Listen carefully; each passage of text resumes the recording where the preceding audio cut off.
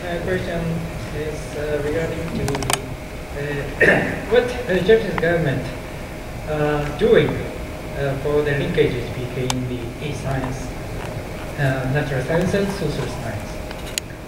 So, maybe the approach is same as the other countries.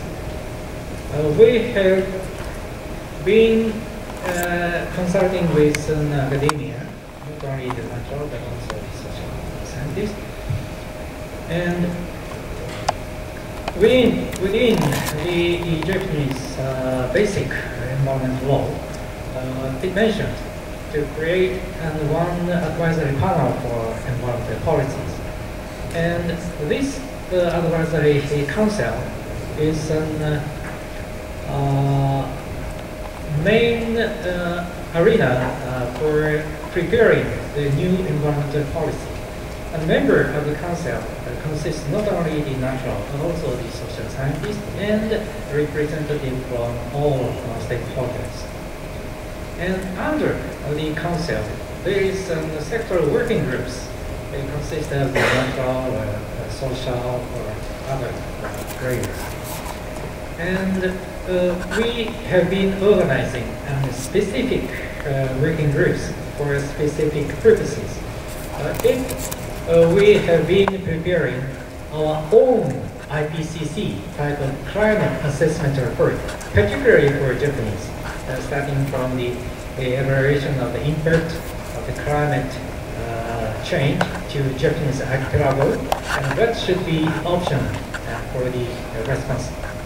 Policy response and the cost of those actions. So within those working groups, we have requested the representative from natural scientists and social scientists working together for the doing their own tests for the national assessment.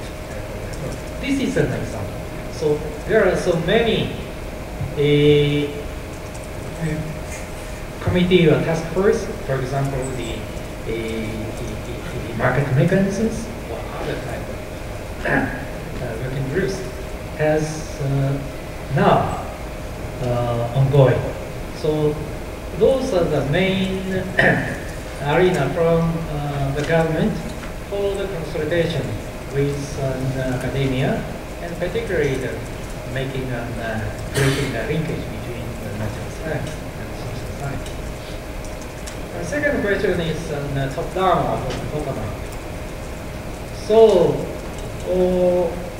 yes, Japanese government is now considering from both sides, top-down.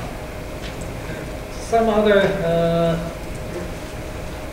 professors question me the 2-degree centigrade target and the approach to those very ambitious targets.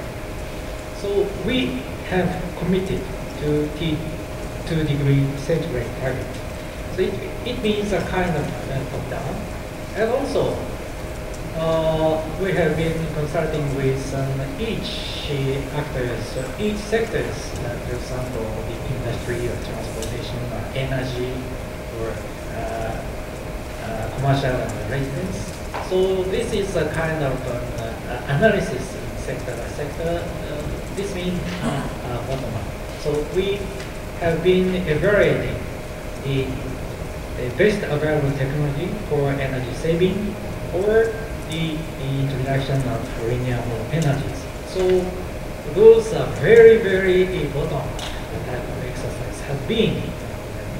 So the answer is somewhere between the top down or bottom up. So this is what we are doing. And the timetable for the 2-degree centigrade target, 80% reduction target. So it means when the global emissions should be peaked out, or what is the streamline between the present and the emission scenario between the present and 2050. We are not doing those kind of exercise. And as I mentioned, new administration will request to my Ministry of Environment to conduct the comprehensive review of existing policies and measures and to set a new target in 2020. So please give me a little more time to prepare those issues. And voluntary or mandatory, the type of questions were raised. Yes,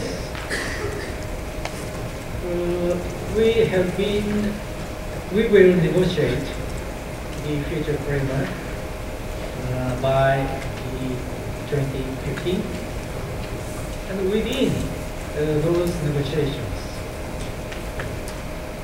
yes, we should have a mandatory type of commitment. Japanese government agreed. Maybe we can agree upon the mandatory commitment by each purpose. Otherwise, we can not comply and not be able to cope with climate change. So the mandatory commitment is an essential. But in order to meet those kind of mandatory commitment, I think there should be a variety of policies and measures that should be prepared. And within those various types of policies and measures, there should be some voluntary type of actions. Because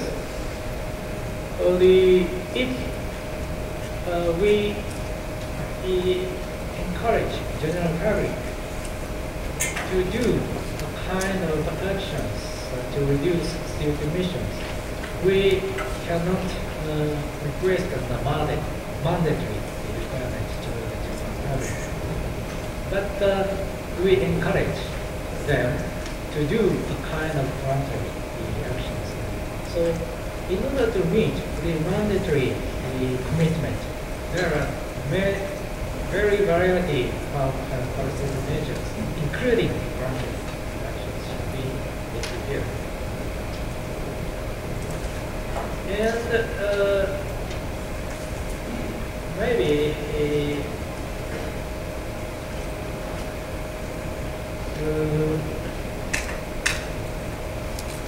between 2020 and 2050, what should be the timetable to reduce the net global CO2 emissions? And this is rather difficult questions for the policymakers. But I would say the commitment in 2040 is much more ambitious than the commitment in 2030. It does not mean Japanese government will